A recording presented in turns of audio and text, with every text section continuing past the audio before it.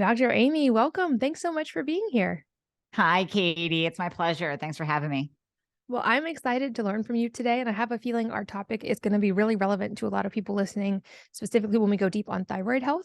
But before we jump into that, I have a note from your bio that you broke a state weightlifting record at the age of 34. And I'm also in my 30s and have just gotten into lifting heavy in the last few years. And so this is like selfishly, I want to hear this story.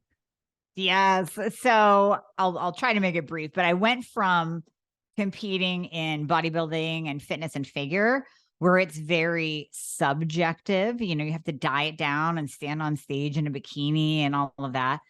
And when I retired from there, I'm like, you know what? I'm just going to go lift heavy. So my coach got me into powerlifting, and that's very objective. It's like you either lift that weight or you don't. And I just love deadlifting. It just felt so, as a woman, just so powerful, and you feel strong. And yeah, that weight either comes off the ground or it doesn't, right? And I went into this competition. I've I got a couple under my belt by now, and went into this one particular competition where I looked at the state records for my weight class. I'm like, that's going to be a new PR, personal record, but I think I can do it. And I did the whole visualization. I did everything leading up to that. And there it was. Pulled it, held it, bam, new state record. So it was pretty amazing. One of the best times in my life, I can say. I love that. That was really instrumental for me actually as well. So a lot of the listeners know I had thyroid issues in the past and now they've all resolved. But one of the mindset pieces that was really pivotal for me was learning how to have a better relationship with my body and to nourish it versus deprive it. And also to focus on, instead of the number on the scale, I started focusing on the number I could pick off the ground. And ironically, the number on the scale finally started going where I wanted it to when I stopped fixating on it. And I think there's so much of that, like the mindset piece that comes into this. And I know that you have very specific, helpful knowledge, especially when it comes to thyroid health, but also how that overlaps into metabolism and hormones and every other area of health. So maybe to start broad and foundational, if you can just walk us through for people who aren't familiar, maybe some of the background of just how intricately our thyroid affects so many other things in our body. Oh, definitely. So we have to remember the thyroid's the master gland.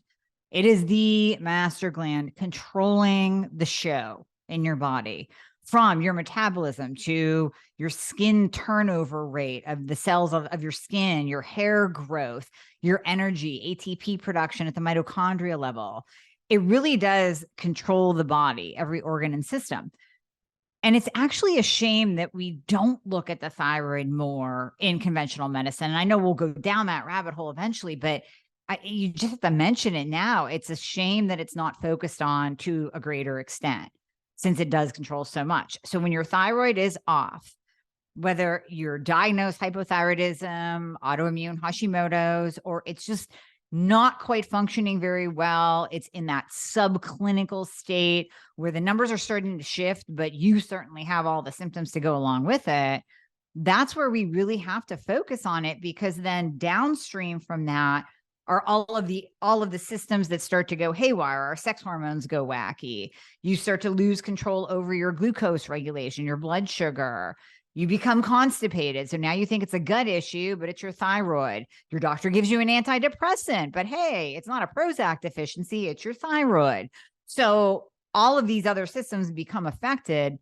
And that's where people do get the Band-Aids. If we go back to the master gland and focus on that, we can make such a huge impact in a person's body and in their life and how they feel on a day-to-day basis.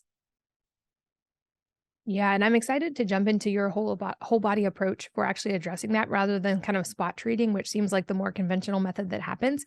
I would guess a lot of people listening might have had a similar experience that I did, where I was noticing symptoms. I did my own research and realized it's probably thyroid related. But I wasn't getting good answers from my doctor, and it didn't feel like the testing was actually evaluating the whole range of what was going on. But so starting broad from there, what are some symptoms that people might notice if their thyroid's a little out of whack? And do those always line up with the lab testing?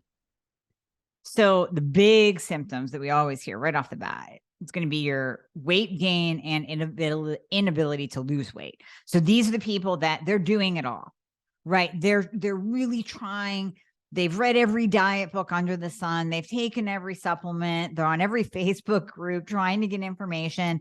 And no matter what they do, that scale is not moving or it's going up.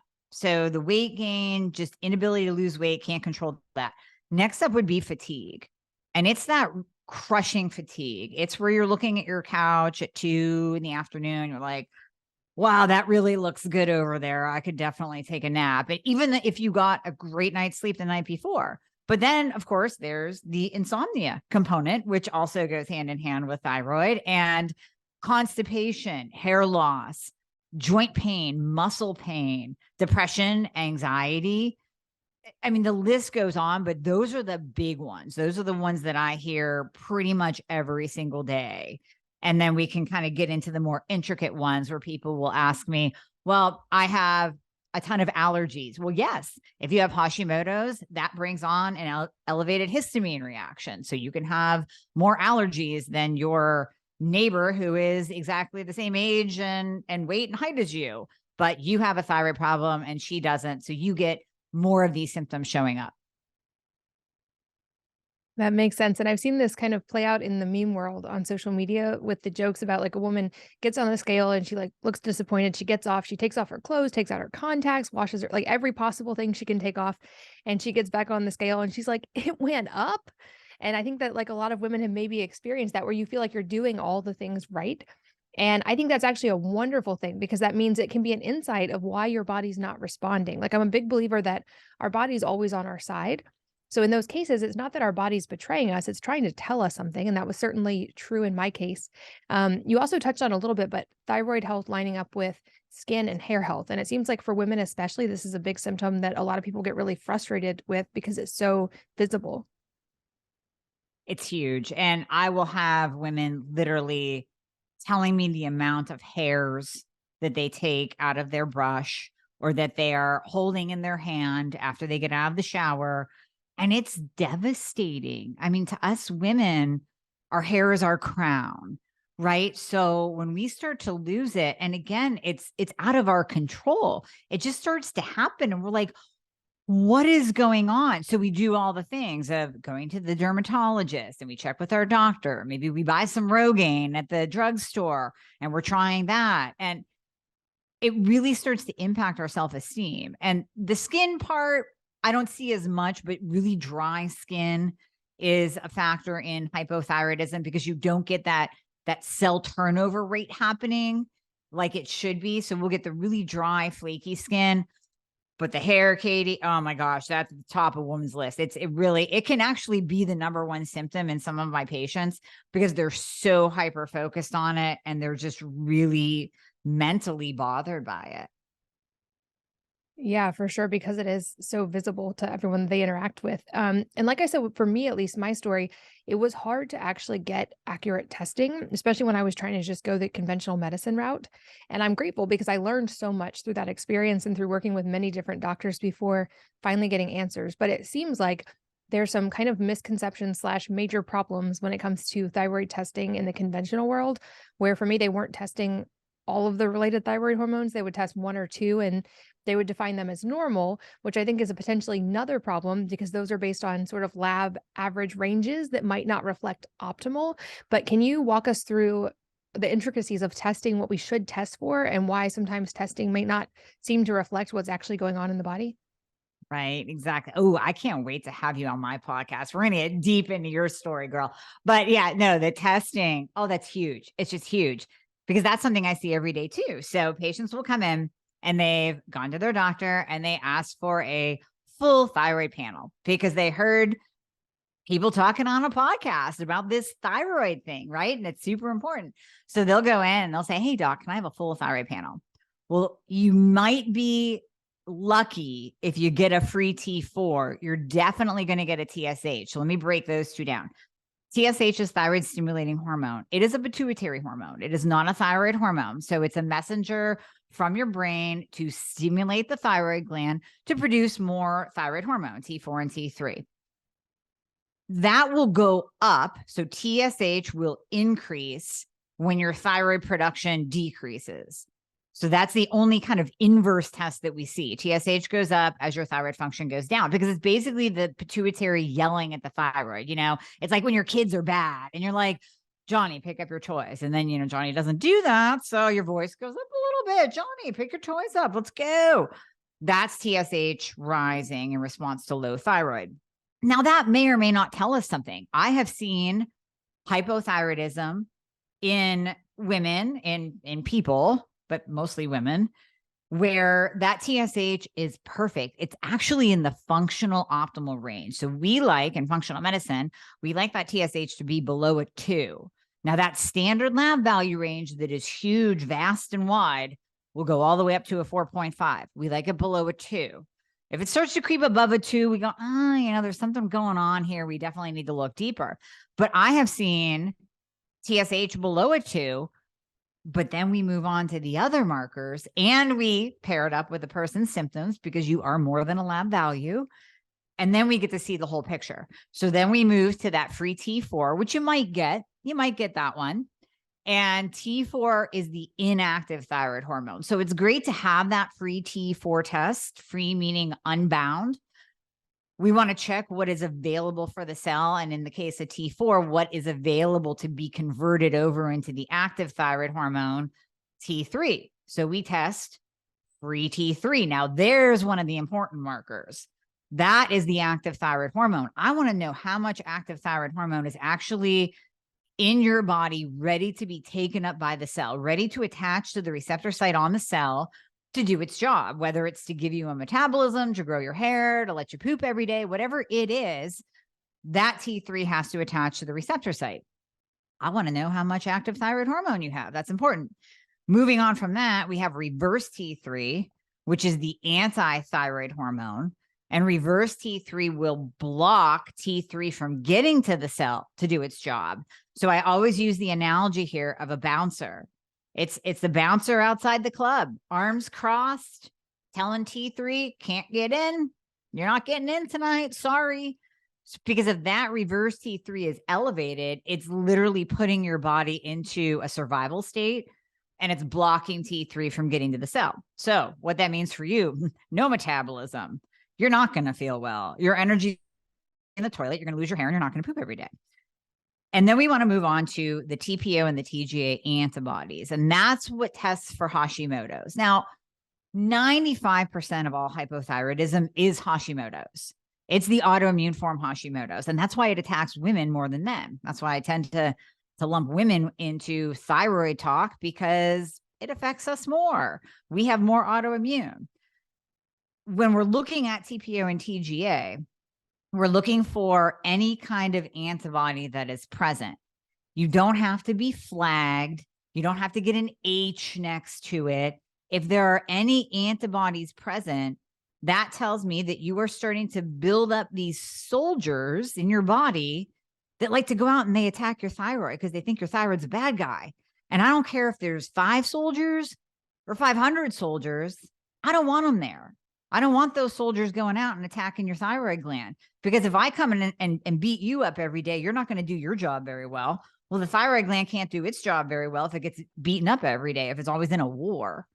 So we want to look at how many antibodies you have, look to see if this is a case of Hashimoto's, and then address those as we're addressing everything else, as we're addressing the low thyroid hormones and all the other markers that we're looking at.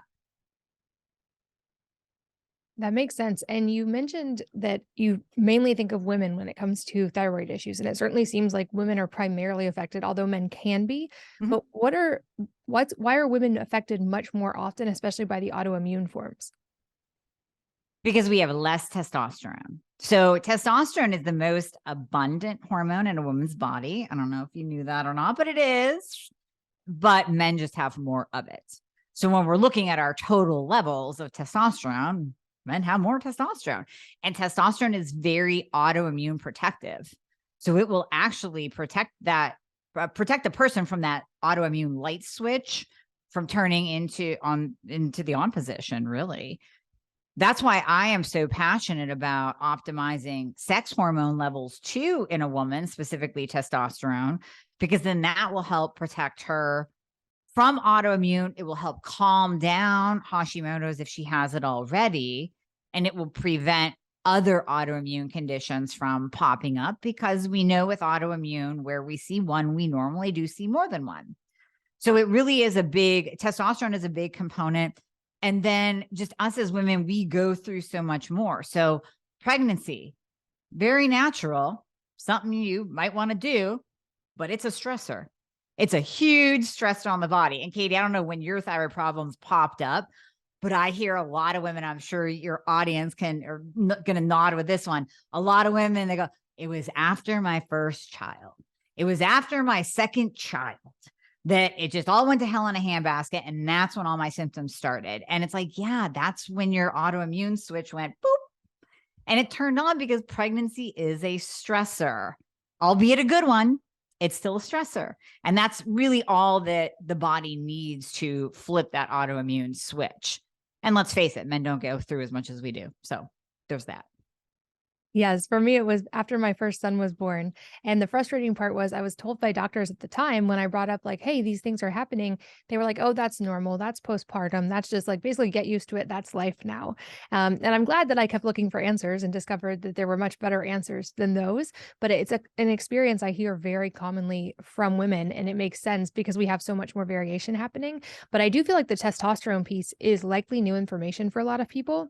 And potentially, I know this can be a little bit of a controversial topic, but you mentioned keeping hormones in range. And I'd love to hear more about how you do that with women, especially. Do you recommend hormone replacement? Are there other ways they can naturally kind of bolster their testosterone? I think it's probably is new information for a lot of people listening that testosterone is actually the most abundant female hormone as well. Yes, testosterone. So I call it the GSD hormone, the get stuff done hormone. And that is what really allows us to do so much, because we tend to have this stigma around testosterone where we think of it as the dude hormone, and we think of it as something that's going to make us big and bulky like a bodybuilder. And that's simply not the case. We have to look at testosterone for really all the different roles it plays in the body, from, yes, motivation and the ability to build lean, sexy muscle mass, which makes you more metabolically active. Yes, it definitely helps with losing fat and your metabolism, but it helps your brain. It helps you focus and concentrate and actually be motivated to get things done during the day. It helps protect your heart. It's very cardioprotective. It helps balance insulin and insulin resistance. It helps with lipids. It helps with just overall mood, sexual function, whether it's a man or a woman. Yes, ladies, it helps with our libido too. And like we said, it's very, very protective against autoimmune. So when we're looking at hormone replacement, it really depends on the age of the woman, where she is in life, in her cycles. Is she perimenopausal, menopausal? Is she still having babies, like still in her 30s, going to have a couple more kids? So it all kind of depends on the individual. Now, we will see progesterone start to tank. I mean, we could see that in teens and 20s with something like PCOS. So we can see low progesterone early on. And yes, absolutely, we can use bioidentical hormone replacement to replace progesterone in whatever age. In fact, progesterone is better than throwing a birth control at a 20-year-old because she has heavy periods. Let's give her real progesterone, right? And then estrogen, that usually comes in, always bioidentical. That will usually come in more so in the latter part of a woman's life, when she is in perimenopause and menopause, when we really start to see that FSH climb and estradiol start to tank. And that's where estradiol replacement will come in. Testosterone is another one that can come in at any point of time. Now, there are studies that show that adequate testosterone levels are vital for a healthy pregnancy, vital for fertility. So we may even use a little bit of testosterone when a woman is trying to get pregnant, or if she's struggling to get pregnant. And then we can pull it as soon as she does get pregnant, just so no androgenic side effects start to happen with the baby and the development of the fetus. And that's all monitored and tracked. And it's a little bit more rare that we use it during a woman's life in that point in time, but we will. Definitely 40s, 50s, 60s, 70s, all the way above. That's when we really see low testosterone levels. And I look at the total testosterone first in a blood test. I will also test the free testosterone, but that total is vital. That total you want above a 50. Now you will be called normal and you will fall into that normal reference range. If you're rolling in with a testosterone of a 15, you are not going to feel normal. You're not going to feel good. You're going to come to me with all those same symptoms. I can't build muscle. I'm at the gym and I'm lifted. I feel like I'm losing muscle. I feel weak. I'm not motivated. I can't get through my day. I'm putting on weight. And oh, yeah, I have no libido whatsoever. I can't focus on anything during the day. Yeah, because your testosterone is a 15. So when we get that total up, the free will normally come with it. There's a couple other markers that we look at as well. Then that can change an entire woman's life. I mean, when we men, definitely men, you need your testosterone at a whole different level. We're talking 800 to 1100, but that's not what we're talking about here. Women, your lives will be changed when your testosterone is optimized. And that is also going to have a feedback back to the thyroid, and it will help to optimize the thyroid gland as well.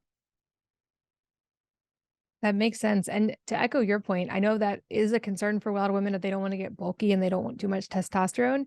And now having sort of been on that journey of trying to get stronger for the last 3 years and having gotten a whole lot stronger, it's laughable to me that I used to worry about getting too bulky by accident. Now seeing how hard I work, and I got Right. smaller, not bigger when I started doing that. So I'm Yes. now a major proponent of women lifting heavy things and building skeletal muscle, which is also, I think Dr. Gabrielle Lyon calls it the muscle of longevity. So the more muscle, statistically, the healthier you are going into every decade of life. But I think the other side effect of this, because thyroid can lead to weight gain, is that often women will start dieting and over dieting. And this was the case for me, which is also a negative feedback loop for things like testosterone. But I was also just massively undernourishing myself, which was further stressing my thyroid. But I know it also feels scary to eat enough food when you feel like you can't lose weight to begin with. So how do you address that with your patients? Because I will say from my own anecdotal experience, once I started addressing everything and I actually started eating more and especially more protein and more micronutrients, I actually started losing weight more easily, likely because I wasn't in fight or flight, like survival mode the entire time from starvation, possibly. But how do you address that with your patients? Very similar to Gabrielle. I had the whole theory of protein first. Protein first. And as you know, we see so many women just not getting in enough protein, although they think they are. And then we sit and we total up what they're actually eating in a day, and they maybe hit 50, 60 grams of protein. So I just go through the deep explanation with all of my clients that, listen, you have enough protein here for your heart to beat. But what do you think what are you going to feed your muscles? Oh, wait, how about your hair? That's amino acids too. So how are we going to actually get in enough protein so that your muscles are fed after you do go and work out? Because you're working out like crazy trying to lose this weight, right? How are we going to feed those starving muscles so that they can take up those amino acids and they can produce new lean muscle tissue that's going to then give you a better metabolism? And it really is just about education, and it's about them implementing it. And just like you, Katie, seeing the results. Now, part of this, and I say this all the time as well, it doesn't matter how much protein you eat, how much dieting you do, how much you lift heavy, if your thyroid isn't optimized, because then you're going to be in an R boat, because I was in the same boat as you, doing all the things, like all the things, and nothing was working, but it was my thyroid. It was the thyroid that was off. Once you optimize that, then everything else you do starts to work. Then you get bang for your buck for your efforts that you're putting in at the gym and in the kitchen and buying all the right things and making all the right things, because now you have a metabolism. So it all has to work together. Yes, we have to educate on the protein component. We have to be fixing the thyroid over here too, so that then when the woman starts increasing her protein like you did, now you're starting to see, oh my gosh, my body comp is changing. I'm getting tighter. Maybe don't even look at the scale, but my body is changing. I'm getting tighter. I feel stronger. Like I'm seeing these curves coming out at the gym. And there's your reward to just keep going. Yeah, it makes sense. And just a tip from my personal experience in a intensive healing phase for my thyroid, I actually took a break from all intense exercise and I just focused on like walking and gentle swimming and recovery and rest for a while.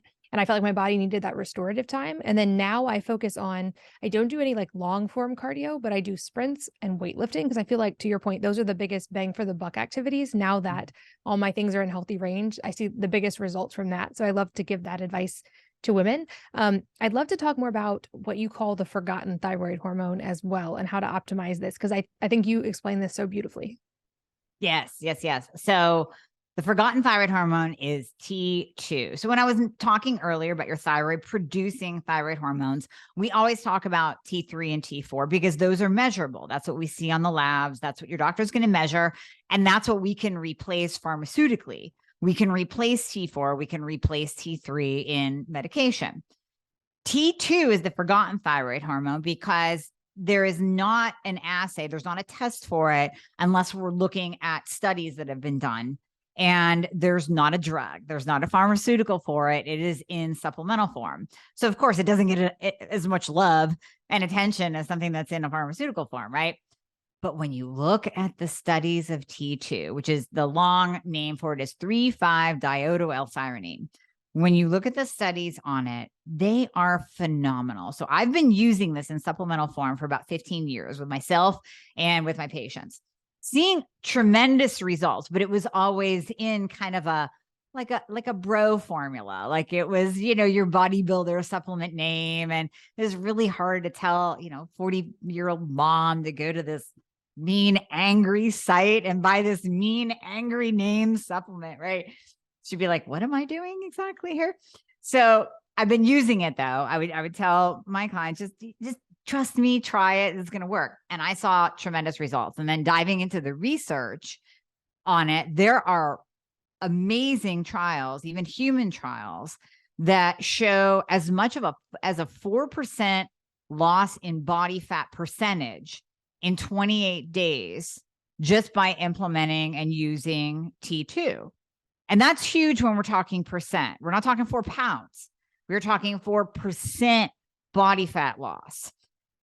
What it's doing is it's actually acting at the mitochondrial level. So it's not acting on your thyroid gland itself, where T3 and T4 medication are kind of acting on the thyroid gland. And it does produce a negative feedback loop where the thyroid gland, when you're taking thyroid hormone replacement, which you might need to do, it's going to shut down the thyroid gland's own production of T4 and T3. So, hey, listen, if your thyroid gland wasn't producing enough anyways, so be it. But one of the beauties of T2 is that anyone can take it who wants to improve their basal metabolic rate and improve their energy, because that's what it does. Anyone can take it and it's not going to negatively shut down your own thyroid. It's working at the mitochondrial level. Like I said, it's increasing ATP production. So that's going to produce more really nice, steady state energy through the day. And it's also increasing your basal metabolic rate. So this is the amount of fat that you are burning at rest, literally just sitting here at rest, doing nothing. It increases your BMR. And it does this in 2 different ways. It acts at the cell level, but it also acts on brown adipose tissue. So we know that you probably have heard this in the biohacking world, all your listeners, and you've probably talked about it, doing cold plunges. Why in the heck would we want to get into an ice bath, right? It's to activate brown adipose tissue. So you actually are turning the white fat, the bad fat that makes us squishy and clogs our organs and it's not good for us, creates type 2 diabetes and all kinds of health problems. We're turning the white fat into brown fat. When we're activating brown fat, which is actually a fat that you want on your body, you become more metabolically active. Your metabolism increases. You reduce insulin resistance. You balance out that insulin and you reduce insulin resistance. You become more insulin sensitive. And that has a host of beneficial health effects in and of itself when we activate the BAT. So that's just kind of T2 in a nutshell. It has many other factors. It reduces lipids. It brings cholesterol into just this perfect form. It balances out cortisol. So it has so many different effects on the body. We're not giving it enough attention. And what I have seen now, kind of bringing it to my own supplement line and Thyroid Fixer, now I have seen the feedback from the general public beyond my patients, and they're reporting back just tremendous effects of body fat loss, being able, women will be like, I actually cleaned my house and went to the store and went to work today and I didn't need a nap. It's like, this is a win. This is fantastic. So we're getting tremendous feedback from it as well, but the studies are there to support it. Yeah, I remember the days of feeling the thyroid symptoms, and that is a huge win to have the energy to do extra stuff. And I think that's a great benchmark to pay attention to. And I love that you talk about this because you're right. It's not often included in the mainstream message at all. And I feel like often, like the things that work for bodybuilders, ironically, are often sometimes helpful, like in that case, because they're trying to decrease their not just weight, but body fat. And so anytime we can find something that for women actually helps support that process, it seems really exciting. Yeah, there's one other spinoff since you said that, Katie. So bodybuilders are the OGs of biohacking. Like you got to give them credit. They were trying peptides long before we knew about peptides, right? So I heard this coach that coaches the professional bodybuilders, the pros, and he said, let's face it, in the world of bodybuilding, some bodybuilders will abuse T3 medication. They'll take the thyroid hormone T3 in order to lose weight for competition.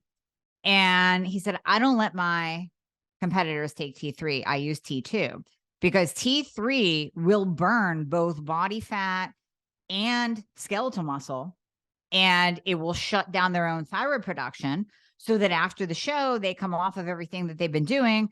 And here comes the weight. And now they're hypothyroid. They basically created a hypothyroid state for themselves. He said, I use T2 because it only has an affinity for burning body fat. It does not burn muscle. In fact, some studies actually show that it activates muscle. So they're calling it like exercise in a bottle.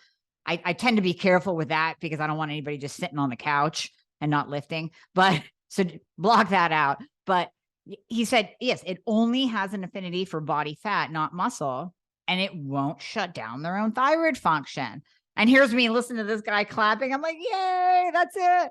Because it's nice to hear from somebody like that is just straight up like, hey, listen, bodybuilders abuse T3 flat out. And T2 is the next big thing for getting ready for a show too, because you're going to burn fat and you're not going to lose muscle. That is fascinating. I did not know that. I want to circle back also to the topic of progesterone, because you mentioned that this can be a big one for women in various hormone phases of life. And I'm curious what your approach is to addressing if there is low progesterone going on. What is the best way to get it back in a healthy range? How do you approach that?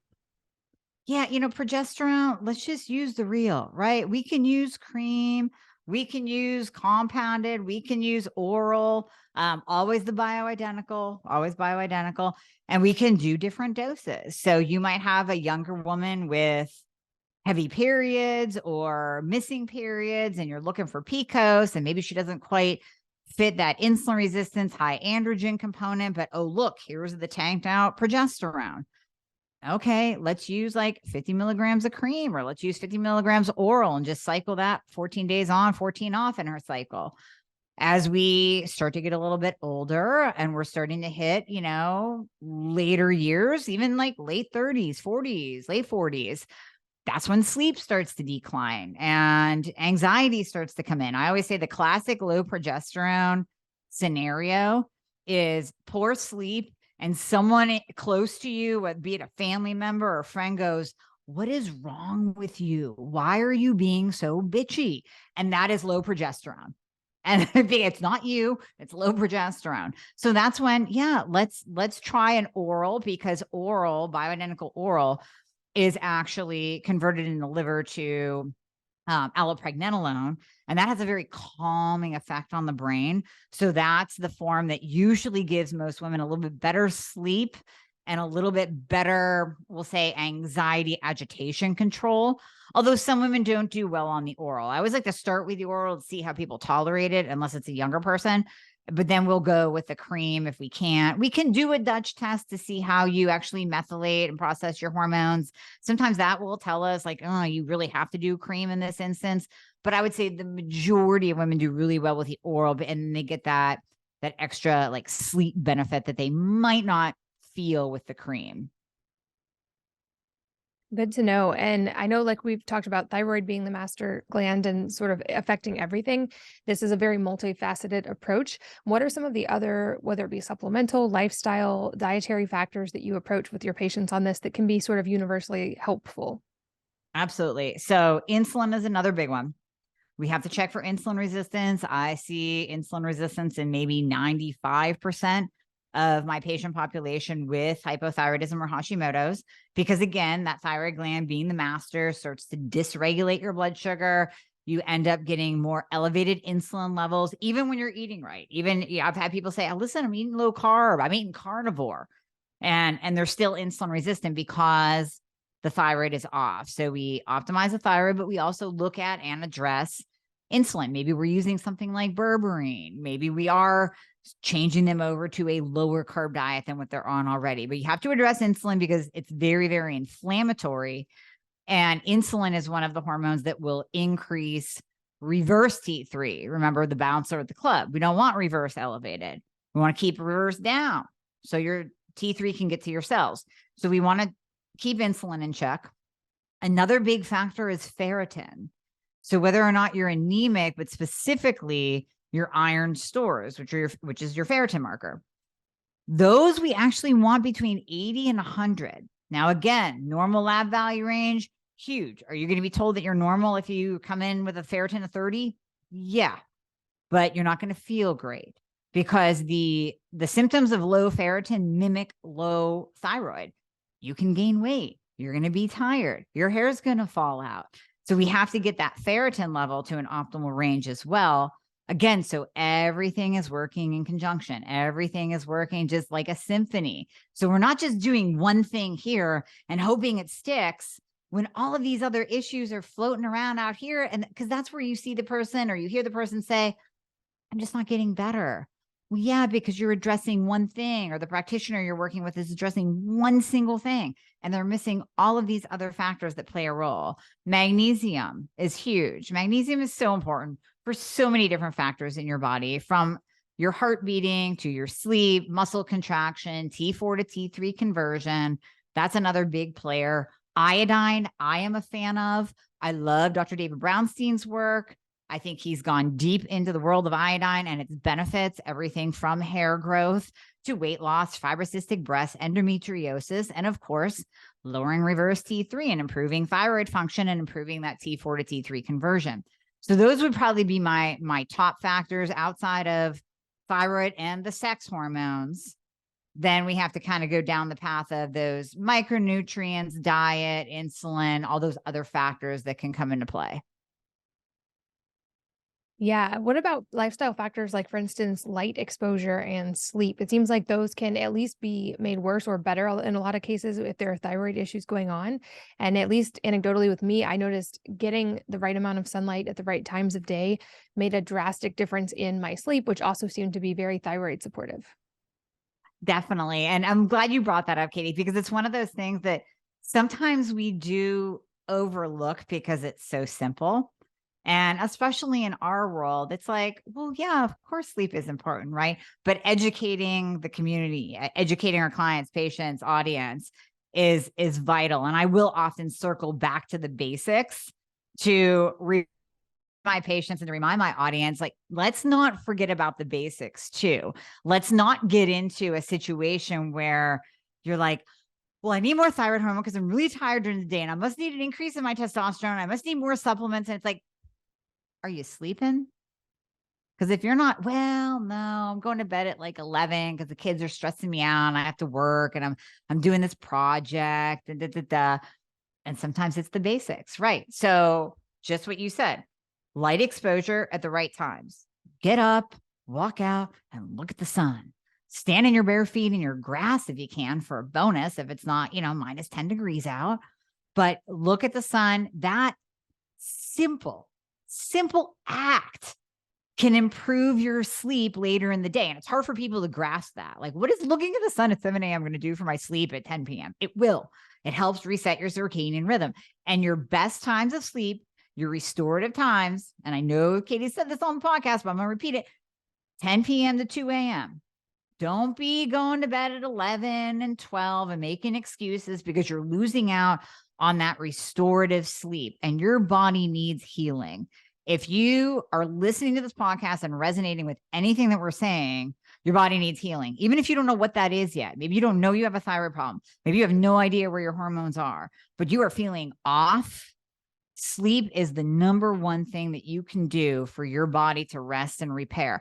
And it's also going to have an impact on your adrenal glands. So that's another factor that I forgot to mention earlier. Adrenals are vitally important for thyroid function. And we see a lot of, even if you don't want to use the term adrenal fatigue, we see a lot of dysregulation of the thyroid, of T4 to T3 conversion. We see increased reverse T3 when cortisol is off. And again, all the adrenal supplements in the world are not going to override a bad night's sleep. So let's get back to the basics sometimes. Yeah, I think that's such helpful perspective. And I know it can be, especially for people who are very interested in the health and wellness world, it can be exciting to research the latest biohacks or supplements or all these things. And they can be very helpful. But over and over, I'm reminded the longer I'm in this world of just go back to the basics first, because all of those other things you're going to bolt on are going to be so much more effective. So before you're buying the expensive red lights, get sunlight. Before you're buying the expensive biohacking devices, get sleep. Before you're like buying super expensive supplements and trying to dial everything in, just make sure you're eating nourishing foods as a baseline and then build from there. But you're right. I think often the human tendency is to overlook things that are simple, when often over time, it's the consistent simple that can have the biggest impact if we actually make it a habit. Yep, exactly. Awesome. Well, and I know we've covered a lot of ground. Are there any other specific recommendations you would make to a person who is resonating with some of these things we've talked about and suspects something is going on, or is where I was 12 years ago and knows something is wrong, but is having trouble getting answers when it comes to testing or their holistic approach of starting to try to resolve those issues?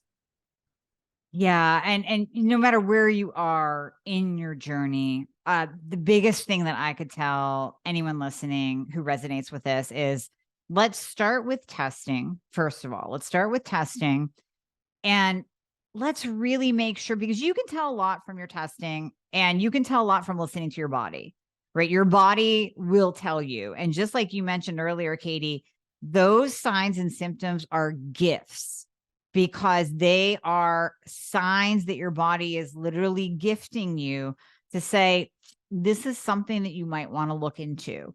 This is something that you can catch now if you pay attention, that won't cascade down a deep, dark hole. You can catch it right now. So listen to your body, be in tune with your body. Don't ignore it. Don't ignore the gifts it's giving you. And let's get some testing. And then from there, then you can figure out who to work with, especially if you do see something going on. Or like you said, Katie, like if you're getting told that you're normal, and every time you leave that doctor's office, you're like, really normal? Oh yeah, I don't feel normal. I don't feel good at all, because I was misdiagnosed 6 times. So medical gaslighting is real. Don't let it get in your head and think that you're crazy. You just keep searching. And it might really take working with a specialist who knows what they're doing in this area of thyroid and hormones to get down and dirty with your numbers and your symptoms and really guide you to the right treatment path to fix you. But start with the testing, start with listening to your body. Yeah, so important. And I probably sound like a broken record, but I say this every chance I get on this podcast, which is at the end of the day, we are each our own primary healthcare provider, and the responsibility for our health lies with us. And it's really helpful and necessary at times to have a practitioner who is a great partner in that. But at the end of the day, if your partner is not showing, or your practitioner is not showing up as a partner, find someone who will, and realize that you still have the responsibility for your daily decisions that are going to make the long-term impact on your health, and just find a good practitioner who is your partner in that. And it sounds like you are one of those rare gem practitioner partners who really helps people unravel it and get to the root for themselves. So I'm very grateful for the work that you do. A few questions I love to ask toward the end of interviews. The first being if there's a book or number of books that have profoundly impacted you as a person, and if so, what they are and why.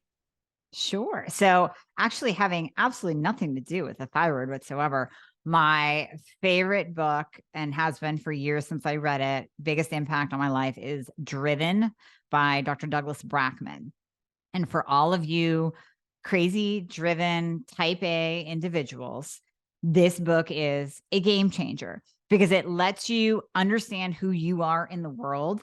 Because oftentimes as entrepreneurs, as driven, as just, us type A crazy people, we tend to think that like we're really abnormal because we'll get the comments of, why do you work so much?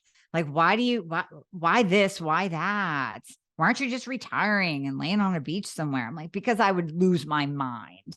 And Ben, this book really lets you see who you are as a driven individual, and it lets you better understand the people in your life or maybe in your team that aren't, but you also see how vital they are in your world and in the world to make it all go round. So that book would be my top, actually.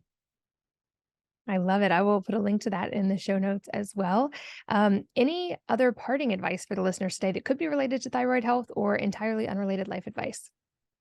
Kind of going back to what we just talked about, I like to expand on the nuanced part of thyroid. So one of the things I see quite often, both in my Facebook group from my patients themselves, is that they have gone to just the world of functional medicine, right? So we have conventional medicine, and that's where you may or may not get diagnosed. You might get gaslit, you might get told that you're normal. Okay. And you keep hearing about this biohacking, this functional, integrative, alternative kind of space. Well, in that space, not everybody's a thyroid expert. They might be a gut expert. They might be a Lyme expert. They might be an Epstein-Barr virus expert. Interview them just like you would interview your doctor, just like you would interview a new employee, because you want to make sure that they are just as good of a fit for you as you are for them. So interview them to make sure that they do all of the testing. What do they use to treat the thyroid or hormones? Are they able to prescribe thyroid or hormones if you require it? So really look for people that are nuanced in this area, because you could spend tens of thousands of dollars, and I've seen it and I've heard it, on people just because they have that functional or integrative label and they don't know thyroid and hormones. It's a very, very nuanced art. It really is. Well, and on that note, I will, of course, have links to all of your work in the show notes so people can find that at wellnessmama.fm. But where can people find and keep learning from you online? Yeah, absolutely. So we have the Thyroid Fixer podcast, which Katie's a guest on as well. And that's on all podcast platforms. And then, of course, social media at Instagram, Dr. Amie Hornaman. I do have a Facebook group. It's a public Facebook group that you're welcome to join. So in there, you can actually post your labs and you can ask questions. And I will be in there personally jumping in and giving you feedback so that maybe once you get those labs, you can say, hey, these are my symptoms. Does it look like a problem here? And you will receive my advice, but a ton of just love and support from the community that's in there. We have almost 6,000 women in there right now, 6,000 people. So men are welcome too, but it's called Girl Fix Your Thyroid. And that's on Facebook too. So all social platforms, but definitely the website, dramihornaman.com, the podcast, and the Girl Fix Your Thyroid Facebook group. Awesome. And like I said, those links will all be in the show notes. If you guys are listening on the go, that's all at wellnessmama.fm, along with notes I've been taking throughout this episode. Dr. Amie, thank you so much. I feel like thyroid is such an important topic for women, and you have such great expertise in this. I've learned a lot in this episode. I'm very grateful for your time. So thank you for being here. Thank you. It's my pleasure. And thanks as always to all of you for listening and sharing your most valuable resources, your time, your energy, and your attention with us today. We're both so grateful that you did. And I hope that you will join me again on the next episode of the Wellness Mama podcast.